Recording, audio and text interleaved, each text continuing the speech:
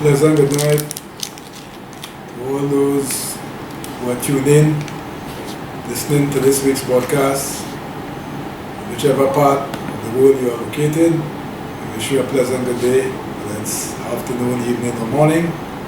Welcome once again to your favorite knowledge channel. As usual, it's always my pleasure on a weekly basis to stand before you to bring a good word. And today's word, we're going to be focusing on the young people of the world in the context of mental health. As usual, we will start off with a motivational word. I mentioned to you the services that we offer, do the presentation, and then give you a reminder again of those services. So the motivational word for today, I'm taking it from the late great Calypsonian Dennis Franklin, the merchant. And a line from one of his songs said, "Think about the children, not later, but now." So I think this is a most critical statement that we can use at any time, but more so the times in which we are all living through of this pandemic. Think about the children, not later, but now. In the world we live in, giving the young people the opportunity or the opportunities to develop, it is very, very, very essential, because if we are talking about future leaders, they have to be prepared now. They have to be given the responsibility now. We have to trust that they can contribute, and if we do that, certainly great things can emanate from them. So they are deserving of our support, they are deserving of our encouragement, they are deserving of interventions that we can make to create a pathway for them to fulfill their potential. So hence the reason why that statement, one of the lines in Merchant's song, "Think about the children, not later but now," is very apt for the time. So any other time, and all of us can play a part in supporting youth. So support the youth in what way, in what form that is positive to help them grow and help them be the ones who can lead us perhaps to a different kind of reality that some of us have experienced. So just to remind you again, think about the children, not later but now, but do something positive on their behalf. So think of that word, make it real, and support the youth. So once again, we remind you that our services span the realm of leadership in terms of workshops, in terms of conflict resolution, anger management, entrepreneurship, cooperative development, the role of psychology in business. We also do life coaching, one-on-one sessions, helping you become a better you, helping you to navigate the challenges of life. We do consultancy work also. So once you call us at 778-5141, 1-868-779-2544, or email us at leadershipwithadifference@gmail.com, we are quite ready and prepared to serve you. So give us a call, send us an email, and we'll be more than happy to render our services to you, whether it's a one-on-one consultation, whether it's a coaching session, or whether it's a workshop. So we are available, we are open for business, any part of the world. Call us, email us, and we will be prepared to offer our services. So the topic for today is saving the youth of the world, guarding their mental health. So I repeat, saving the youth of the world, guarding their mental health. Now, first and foremost, over the last couple of weeks, I've been discussing around mental health and associated areas. And today is no different, because it remains one of the most foremost issues that are confronting us. It has always been a big issue, and whether it's the young people or other citizens, the incidence of mental health fallout, they have increased exponentially since the onset of the pandemic. So it has brought to light a problem that has always been, beneath the surface in a massive way, possibly ignored, probably insufficient attention paid to this problem. And it has come to the fore now, and I trust that authorities, whether the health authorities, the educational authorities, have recognized that the question of mental health must become a compulsory area in schools, and not from an examination point of view, but whether it's at the primary level, secondary or tertiary level, the question of mental health must be on the school curriculum in terms of discussion, in terms of practical steps that people can be assisted by. It is that important, and if it wasn't viewed so in the past, now is the time, for the various educational institutions across the world to understand and to recognize that this area must be brought to the fore, because one, we need to increase awareness, we need to also give people the confidence and the skills that they can cope, and if they are not coping, then assuring them that help is available. Because numerous studies have been done since the pandemic in terms of how COVID-19 has affected people mentally and otherwise. And one particular study, I mean this is just one study, but it's just a guide, right? A study done by UNICEF in the early days of the pandemic, where they look at a sample of about 8,500 adolescents across 9 countries in the Caribbean and Latin America in terms of trying to assess the impact of the pandemic on their lives.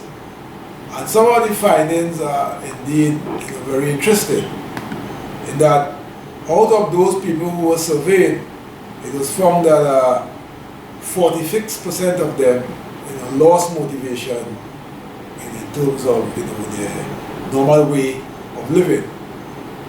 31%, according to the UNICEF report, lost motivation in terms of carrying out normal daily chores. And when we look at it in other contexts, it is reported that as many as 73% of the sample required mental health support, and only 40% made themselves available for assistance. And when I read that statistic, it brought me to a comment that an adolescent from Bahamas made a couple months ago in a webinar that I was tuned into, hosted by the Bahamas Psychological Association, where he said that many young persons mightn't be willing in a forthright way to share what their experiences are, what they are experiencing, and that statement, dovetail with that statistic from UNICEF, where although 73% of the sample required assistance, only 40% sought help. So obviously, discussing around mental health has been absent, generally speaking, and I guess it will not be a comfortable discussion for a parent to engage in.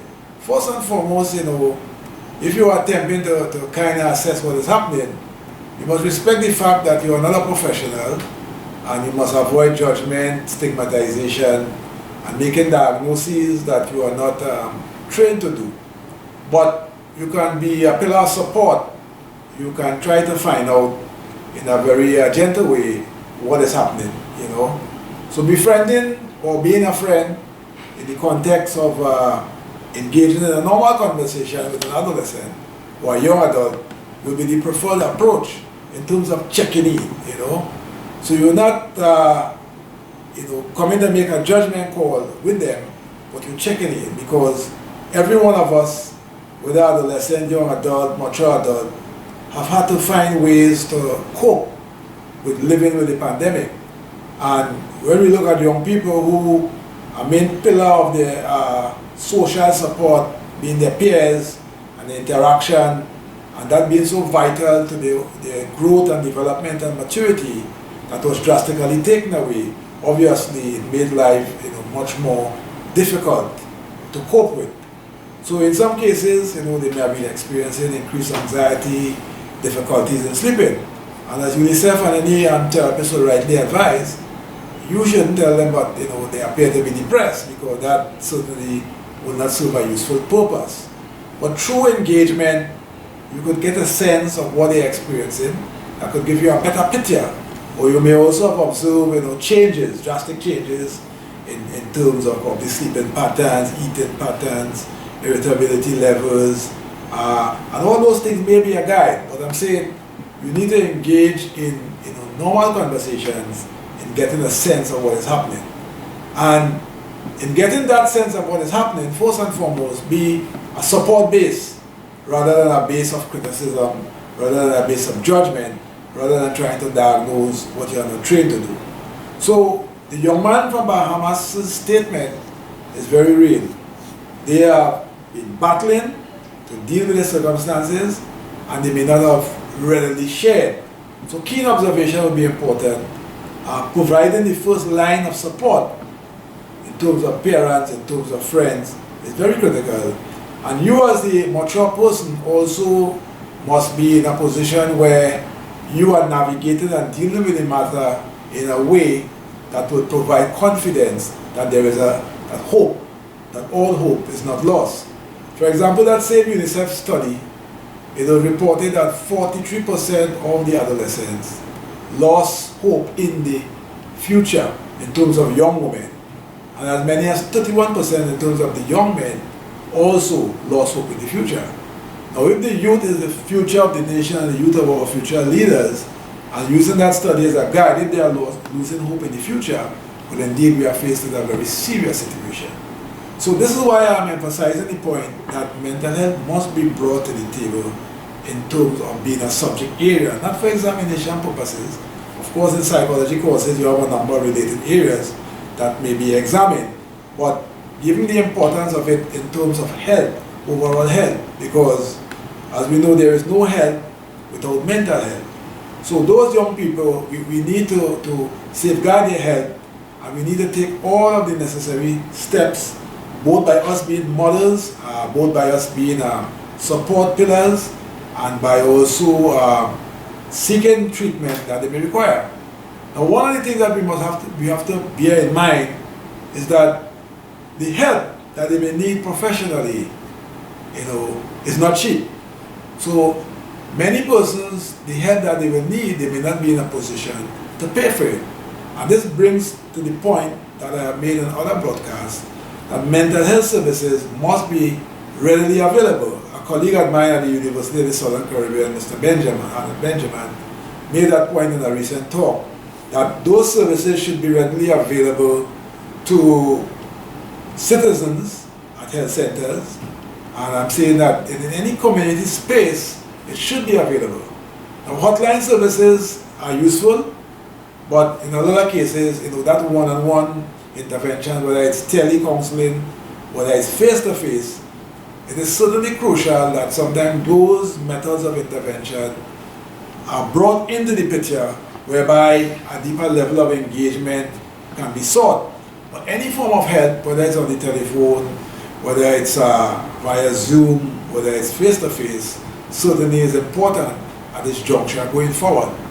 So if we are to save our youth, first and foremost, we got to create spaces where they can share.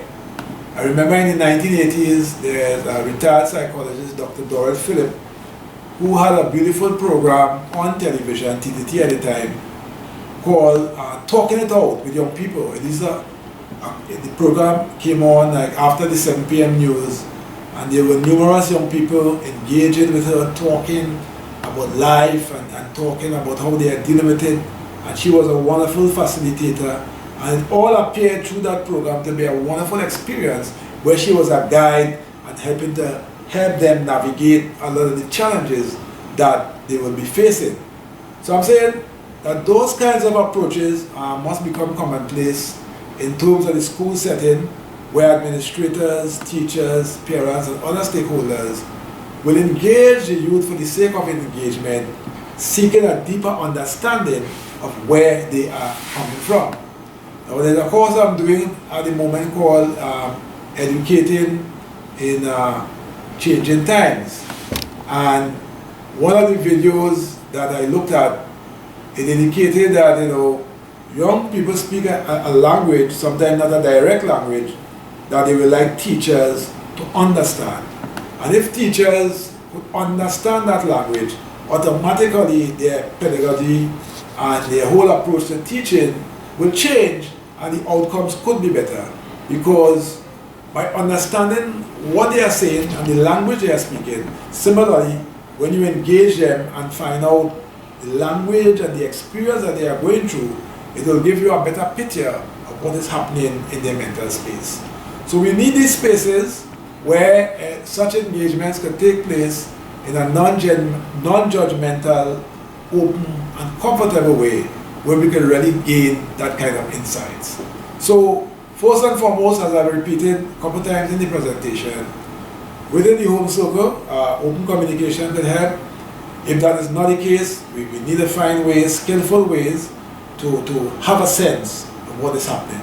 But at the same time realizing, do not be tempted to be judgmental. Do not be tempted to be harsh and critical of a situation that, has many layers to it. Alright? So those spaces, those talking out experiences, they are very useful. And I could attest it in that from time to time, even at the tertiary level where I teach, sometimes I just dedicate a class to find out from students how they are coping. And on every single occasion, they always agree how important this was, how useful this was.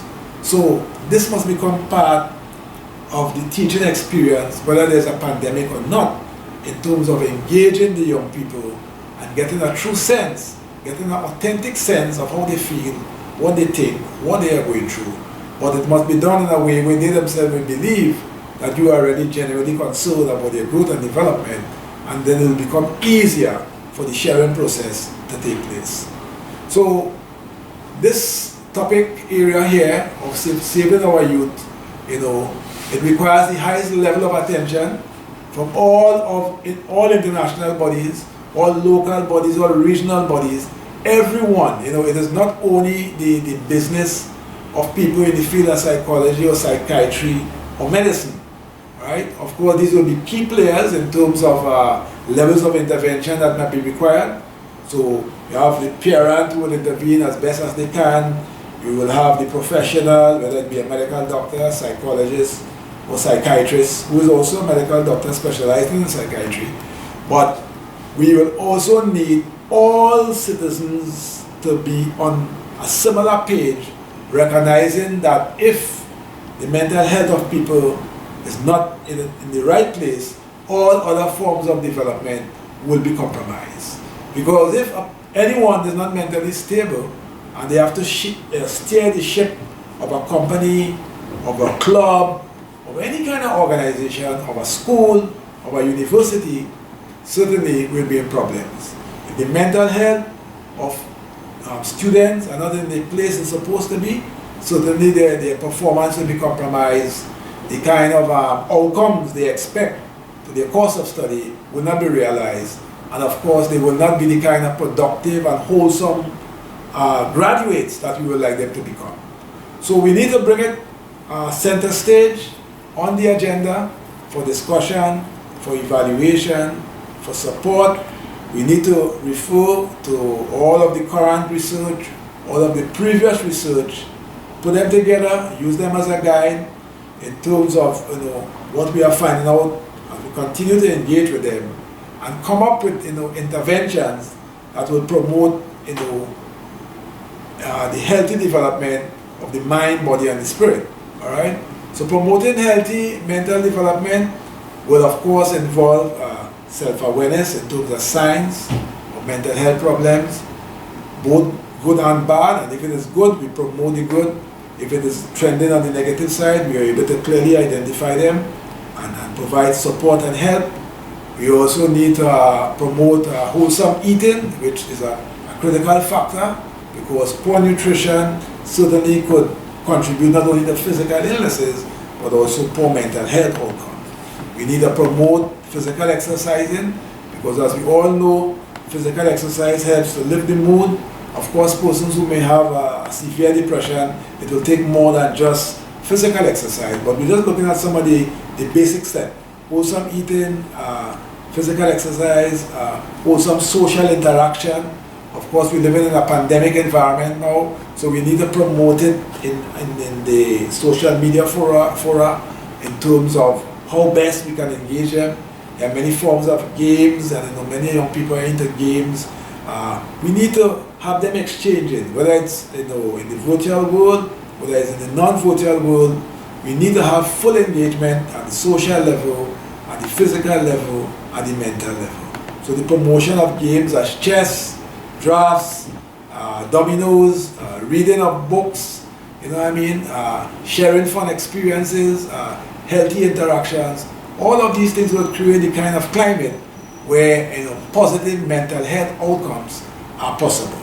And on top of that, we must have the professional support in place so that when things become overwhelming, there is always the professional who is readily available and wherever we are located to provide that kind of support. So in ending this presentation, which will continue next week, I'm saying the words of Merchant, think of the children not later but now, is very much pertinent, and every one of us as concerned citizens or as professionals in the field of mental health, we need to up our game, and we need to keep on being advocates to ensure that we do not lose the opportunity that the pandemic has provided in making mental health an issue that will never die away, right? And in so doing, we'll give all of our nations of the world the best possible opportunity in preparing our youth in the best possible way, being in the best possible mental health, to make the kind of contribution to national and world development that will make this world a better place. So I leave you with the words of Merchant again. Think of the children, not later, but now. We all can play a part. Let us play our parts. So once again, I remind you that I know the message resonated with you, and that being the case, I encourage you to subscribe to the channel, like the video, share the video, comment on the video, and remember, we can be contacted on 1-868-778-5141, 1-868-779-2544, or we can be emailed at leadershipwithadifference@gmail.com. So stay tuned, and in the meantime, think about the children, not later, but now. So see you next week. Peace God.